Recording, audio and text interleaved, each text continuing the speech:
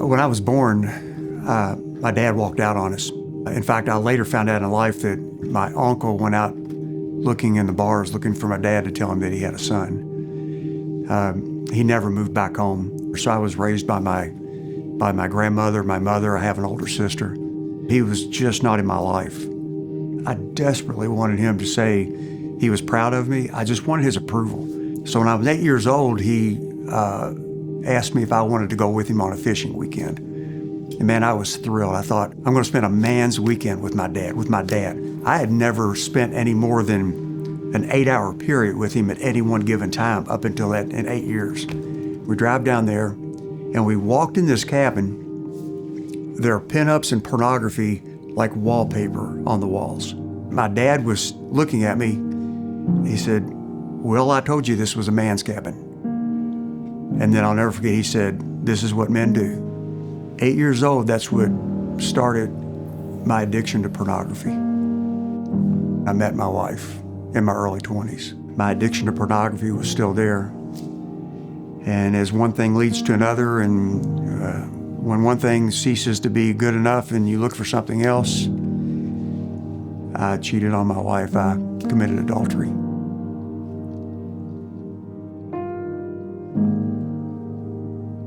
I remember sitting in the basement of my house.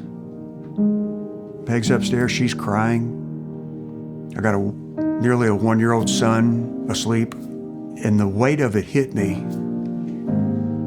And I literally said out loud, "You've become your dad." The thing I said I would never do, the thing I would never become, the person I would never become, I had become him.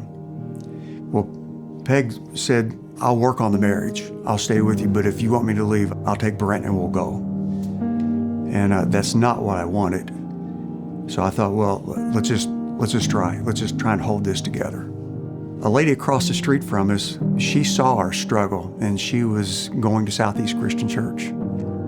She invited Peg to go with her on Sundays, and Peg started going, taking Brent. They would go to church, but I had nothing to do with it. I didn't want to have anything to do with it.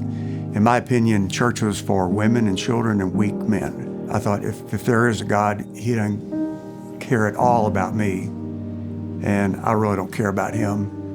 And around the beginning of 1985, my cousin got married, and it was this little church on Hikes Lane, never been there before.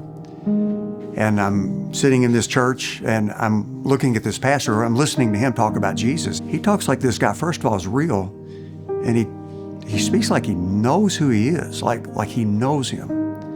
And I thought, this isn't some wimp, like this is a man. I leaned over to my wife, I said, if this guy had a church, I would go to his church. And she said, "This is Bob Russell, this is his church, this is where I've been coming." I started reading the Bible. I thought, this is really significant, but I don't know if I can believe it. I was a police officer at the time with Jefferson County Police Department. And I wasn't going to believe something just because a bunch of people said, "Oh yeah, this is true." If this is really true, there's got to be evidence out there that I can research, that I can make an informed decision. And I remember sitting on that same couch, like a year later, for the same couch I was on when I said, "You become your dad." It was like I just woke up. And I literally said, "This is true." For the first time in my life, on that day, on that couch, on that night, I realized that everything you've been doing doesn't work. And it leads to this. And I just began to weep. I just started crying. And I remember just telling Jesus, I want to follow you.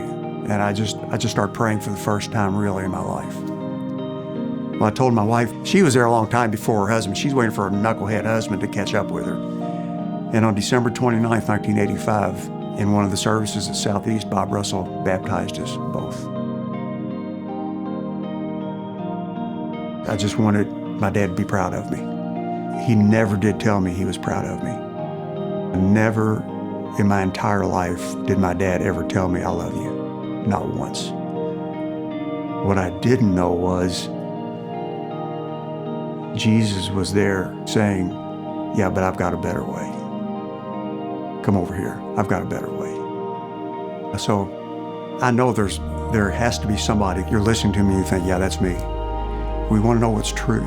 So I challenge you, will you look for that? Will you sincerely look for what is true? And then ask yourself this question: what do I really believe about myself, and who am I listening to? The messages you may have received from a dad, from a parent, from a mom, from somebody in your life that's telling you that you're not good enough, that's not God. So my encouragement is to discover what Jesus says about you and how does he feel about you, and live your life out of who you truly are, not of what you've been told your entire life. My dad's message to me was, you don't count, and you're not good enough, and you're not worth sticking around for. Jesus says you are enough. You're worth dying for. And you are worth sticking around. And I love you no matter what.